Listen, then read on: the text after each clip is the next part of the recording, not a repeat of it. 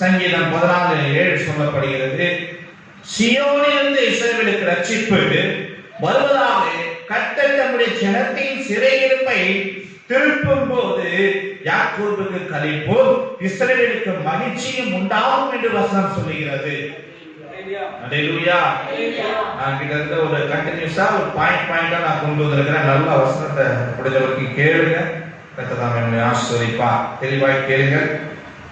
அப்ப சியோனிலிருந்து இஸ்ரவேலுக்கு ரட்சிப்பு வரும். சியோன் எதை குறிக்கிறது? சபையை குறிக்கிறது. இங்க இருந்து இஸ்ரவேல் யாரை குறிக்கிறது? நம்மை குறிக்கிறது. அப்ப சபையில இருந்துதான் உங்களுக்கு ரட்சிப்பு வரும். சபை தேவனுடைய ஆலயத்தை குறிக்கிறது. சபை தேவனை குறிக்கிறது. எத்தனை பேர் விசுவாசிக்கிறீங்க? அப்போ இங்க இருந்துதான் கர்த்தருக்கு உங்களுக்கு ஆசீர்வாதம் வரும்.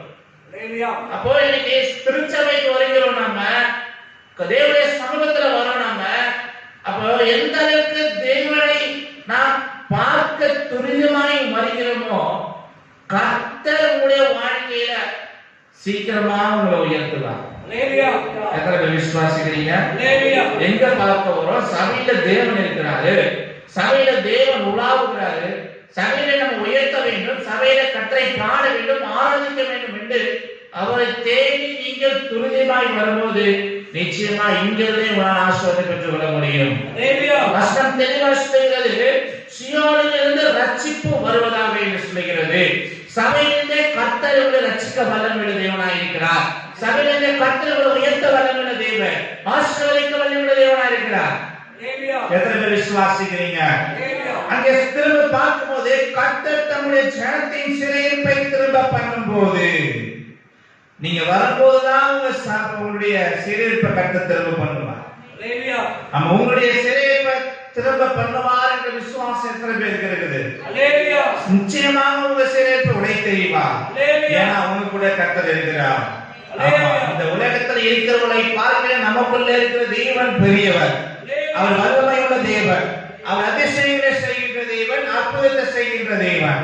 நிச்சயமாக உங்க சிறையிருப்பை அவர் உடை தெரிய வல்லமையுள்ள தேவனாக இருக்கிறார். அநேக சிறையிருப்பு உண்டு. சிறையிருப்பு என்றால் என்ன?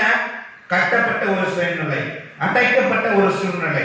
நீங்க அநேக காரியம் நமக்கு அடைக்கப்பட்டு இருக்கலாம், வழிவாசல்கள் திறக்கப்படாத சூழ்நிலை இருக்கலாம், அது அடைக்கப்பட்ட சூழ்நிலையை காணப்படுகலாம். இதை கேட்கிற உங்களுக்கு கர்த்தர் சொல்றாரு, உங்க சிறையிருப்பை நிச்சயமாக திருப்புவார். நிச்சயமாக சிறையிருப்பை கட்ட உடை தெரிவார். ஏனென்றால் இரும்பு தாட்டாளர் யார்? அவரு முடிக்கிற தேவன். அவர் அடைச்சா அவர் தான் திறக்க முடியும். அவர் திறந்தவரும் அவர் தான், அடைக்கிறவர் அவர் தான். எத்தனை பேர் விசுவாசிக்கிறீங்க?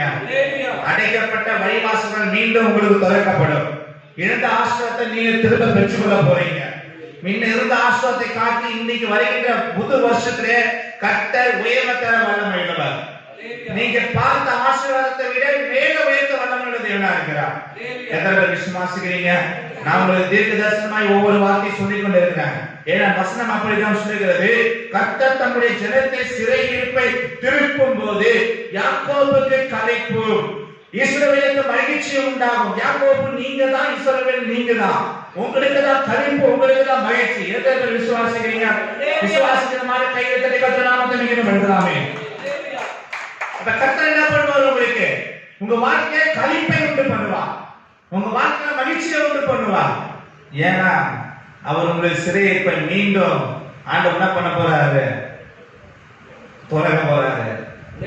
மீண்டும் உங்களை ஆஸ்வதிக்க போறாரு. மீண்டும் உங்களை உயர்த்த போறாரு. விசுவாசிக்கிறீங்களா? ஆமா. ஏன்னா மனுஷன் தருகிறதுக்கும் ஆண்டவர் தருகிறதுக்கும் வித்தியாசம் உண்டு. அவர் தரும்போது சொல்றாரு, அவர் கொடுத்தாதான் அந்த ஆசீர்வாதம் நிம்மதி இருக்கும். அதான் இது யாக்கோபு களிப்பு, இஸ்ரவேல் என்ன பண்ணும்? மகிழ்ச்சி. இதுதான் கர்த்தர் கொடுக்கிற ஆசீர்வாதம்.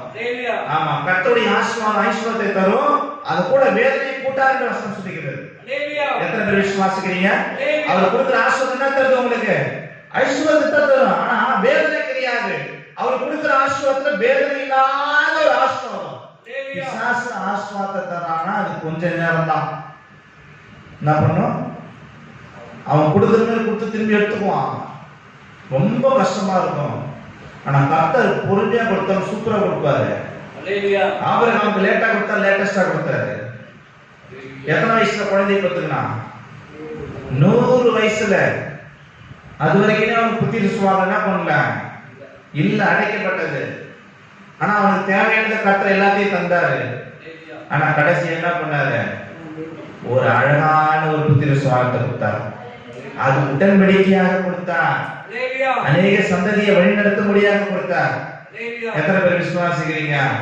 அந்த சந்ததியில இருந்தா ராஜாக்கள் எழுப்புனாங்க.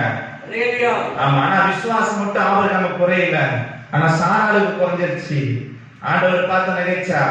ஆனா பாருங்க, ஆபிரகாமுக்கு 1% கூட விசுவாசம். அதான் ஆபிரகாம் விசுவாசத்திலே வல்லவனான வசனம் சொல்லுகிறது. எத்தனை பேர் விசுவாசிக்கிறீங்க? ஒருவேளை நீங்க விசுவாசிச்சீங்கன்னா ஒரு தாமதமான கர்த்தருடைய ஆசீர்வாதம், ஆனா முடியல, அது சம்பூர்ணமாய் காணப்படும். எப்படி ஆபிரகாம் சந்ததியில ராஜாக்களை உருவாக்க பண்ணினாரோ, உங்களுடைய சந்ததியில கர்த்தர் அப்படிப்பட்ட ஆசீர்வாதத்தை தர வல்லவராக இருக்கிறார். நிச்சயமா உங்க சந்ததி கூட சொன்னா இருப்பாங்க. விசுவாசிக்கிறீங்களா? நான் விசுவாசிக்கிறேன். நான் என்ன விசுவாசிக்கிறேன் தெரியுமா? நான் டாக்டர், என் ஃபேமிலி ஃபுல்லாமே டாக்டரா தான் போகணும். என்ன விசுவாசம்? ஆமா, நான் எனக்கு ஒரு வகையான ஒரு படிப்பு கொடுத்திருக்கிறார். ஒரு இயன்முறை மருத்துவர் என்ற ஒரு படிப்பு கொடுத்திருக்கிறாரு. அதை வச்சு அடுத்த சந்ததி என்ன பண்ணணும்? நியூரோ சர்ஜனா மாத்தணும், ஆர்த்தோபெடிக் சர்ஜனா மாத்தணும். என்ன பண்ணணும்? அதுதான் என்னுடைய ஜபமே. ஆண்டவரே, எனக்கு என் சந்ததிக்கு என்ன பண்ணணும்? அடுத்தடுத்து போயிட்டே இருக்கணும். கூட ஊழியமும் பல மடங்கு வளரும். அதுதான். அப்ப பின்வரும் சந்ததியை கர்த்தர் ஆசீர்வதிப்பார். ஆனா பாருங்க, நீங்க விசுவாசத்தோடு காத்திருக்கணும். ஆபரணங்களை போல அப்ப கொடுத்துட்டாருன்னா மன மகிழ்ச்சியை உண்டு பண்ணும்படி கர்த்தர் உங்களுக்கு கொடுப்பார். சந்தோஷத்தை பெற்றுக்கொள்ளும்படி கர்த்தர் உங்களுக்கு கொடுப்பார். எத்தனை விசுவாசிக்கிறீங்க?